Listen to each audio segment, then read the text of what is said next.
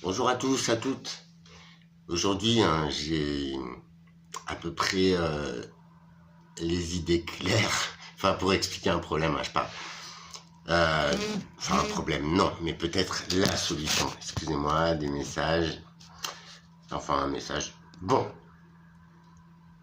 ce qui me permet aujourd'hui de te dire le meilleur, il est là, juste là. Le meilleur de chacun. Je ne t'impose aucune croyance. Je ne vais pas réexpliquer d'où je viens, qui m'emmène là et ceux qui m'emmènent là, à part que c'est la vie. C'est mon apprentissage tout au long de ces années qui ont été extrêmement difficiles. Merci Monsieur Zuccarelli, bonjour à vous. Je vous souhaite une très très belle journée. Nous savons, entre personnes qui ont vécu des épreuves difficiles, nous savons nous reconnaître. Et c'est beau votre respect, et j'ai exactement le même en ce qui concerne tout le monde d'ailleurs, à part les cons. Et donc du coup, nous, parce que nous sommes tous des êtres humains, mais nous avons tous des capacités et des modes d'apprentissage différents. Nous, bien, notre process d'apprentissage est par l'erreur. Et il nous faut des sacrées leçons pour qu'on arrive à comprendre, à définir, à ne plus reproduire. C'est ce que je t'explique dans le mental. Le corps humain est une machine fabuleuse. Même certaines personnes du corps médical, médecins, infirmières, tout ce que tu veux, certaines personnes reconnaissent que le corps est une machine fabuleuse, le corps humain. Nous avons tout en nous. Ouais, si. Par contre, nourriture, eau, pollution, les produits que l'on rajoute dans la nourriture industrielle, même dans les légumes au cours de leur plantation, tous ces fongicides, ces pesticides, ces insecticides, ces engrais, nanani, nanana, ça a tué la terre. Ça, si vous allez dans les champs de grandes cultures, et c'est pour ça que j'en veux un petit peu aux agriculteurs qui restent dans l'intensif comme ça, mais ça ne fonctionne plus, ça rince les terres. Vous avez vu, la terre, avant, quand on était petit, notre génération, c'est-à-dire il n'y a pas longtemps, j'ai 22 ans et demi, je te le rappelle, avant, on allait à la pêche, on avait juste à planter une fourche dans la terre comme ça, toute droite, et la faire vibrer comme ça.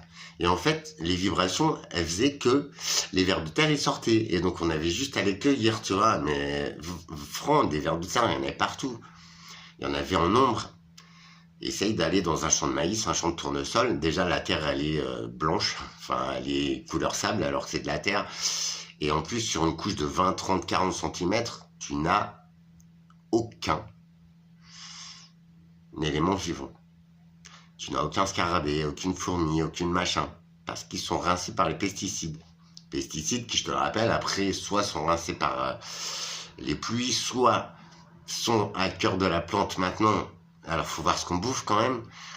Ou soit finissent dans la nappe phréatique. Nappe phréatique qui se rejette dans la rivière, que l'on capte pour boire. Tu vois le délire. Franchement, les gars, je sais que je vous saoule avec ça, mais c'est primordial. Regardez les cultures chinoises, les petites mémés, elles sont dans leur jardin jusqu'à 100 ou 120 ans. Tu les vois, elles ressemblent plus à rien, elles sont toutes cassées, mais elles sont en vie, tu vois. Et elles cultivent leurs patates douces, leur riz. Alors, ils mangent des trucs bizarres, ça c'est vrai. Les Chinois, bon, ils sont un peu dégueux, mais les insectes, on en mange déjà. Si, dans les pizzas, dans les plats préparés, dans les grandes chaînes comme ça, mais il y a une mouche qui tombe, frère, tu la manges. Et on en mange. Dans les analyses, ils retrouvent des protéines qui viennent du monde insecte. Alors moi, ça me branche pas. Mais les élevages de grillons, tout ça, en plus, je kiffe ces petits insectes, c'est con de les bouffer, mais voilà. Ça contient beaucoup de protéines, ça ne pollue pas comme des bœufs, comme de l'agriculture conventionnelle, je parle. Je ne parle pas de ton régime ni de ton Dieu. On peut y arriver à ces chemins-là en toute liberté, d'où que l'on vienne, de quelle culture que l'on soit. Franchement, entre belles âmes et tout, on se reconnaît, on se croise. Et tout être humain a cette capacité de guérison, d'évolution, de compréhension, mais surtout d'amour. Et voilà. Alors, on va y arriver petit à petit. Moi, je te parle de comportement humain, d'habitudes humaines, voilà, de comment on peut y arriver en tant qu'être humain, d'accord, sans avoir tant de connaissances que ça. Mais je voudrais t'attirer là-dessus. Ça a l'air extrêmement complexe, mes connaissances, tout ça, nanana. Mais en vrai, ce qui les relie, c'est la logique, c'est la vie. La vie, c'est un cercle. Tous les points sont interdépendants. Tu vois, une graine, ça a besoin d'un substrat ou d'un arbre, d'un autre végétal, comme les greffons, comme la vanille, comme les épiphytes. Une graine, ça a besoin d'un substrat, ça a besoin d'eau, ça a besoin de soleil. Tu vois, dans ce cercle de la vie, eh bien, tu peux définir graine, mais dans ce cercle, tu mets le substrat, l'arbre, tu mets l'eau, le soleil, tu mets tout ce dont elle a besoin. Et voilà ce qui définit la vie de chaque être humain, de chaque minéral, de chaque plante, de chaque insecte. Et en scène, nous avons tous des process différents et besoin de... alors, on se rejoint beaucoup quand même. L'être humain, on est tous différents, mais on a besoin des mêmes essentiels, quoi. C'est con à dire, mais c'est 48 ans d'une vie pas évidente, qui m'a amené à voir ça. En vrai, il nous faut tous à peu près les mêmes ingrédients, même si on se dit que, non, ça c'est le mental ego, on va y arriver, c'est le mental. Le mental, on fonctionne tous en mode automatique, en mode comme on t'a éduqué, en mode si on t'a coupé de la nature, en mode éducation, la vie que t'as vécue. Alors moi je peux vous garantir qu'en fait on a tout en nous, et il faut juste écouter qui on est, il faut juste écouter son intuition, son soi supérieur, son âme. Le mental et l'âme, ce n'est pas du tout la même chose. Le mental, c'est le logiciel, le calculateur dans ton cerveau qui va calculer tout ça, qui va transformer tes équations de vie, tes équations de l'âme en équations humaines et en équations 3D. Vous allez voir, c'est super simple en vrai. Si on a qui comprennent ça, c'est super logique la vie. Et je pense que quand on se retrouve soi, quand on accepte ses vulnérabilités, quand on ose, qu'on se permet de les exprimer, alors ce n'est pas avec tout le monde, hein, mais dans notre vie, on croise un paquet de gens, vous avez vu, et il y en a plus que d'autres. On peut avoir un contact, on peut avancer, c'est phénoménal. Le travail spirituel, le travail personnel, il y a beaucoup de gens qui se rencontrent sur ces chemins-là, peu importe les thérapies. Je te l'ai encore dit, peu importe en quoi tu crois, ce que tu pratiques, je te donne mes outils qui m'amènent à comprendre cette équation au-delà de moi. Mais je te garantis que la situation de cette vie terrestre, de ces dogmes humains que l'on nous impose. Alors ça, je dis pas, je gratte, je vais faire une vidéo sur les projets juste après.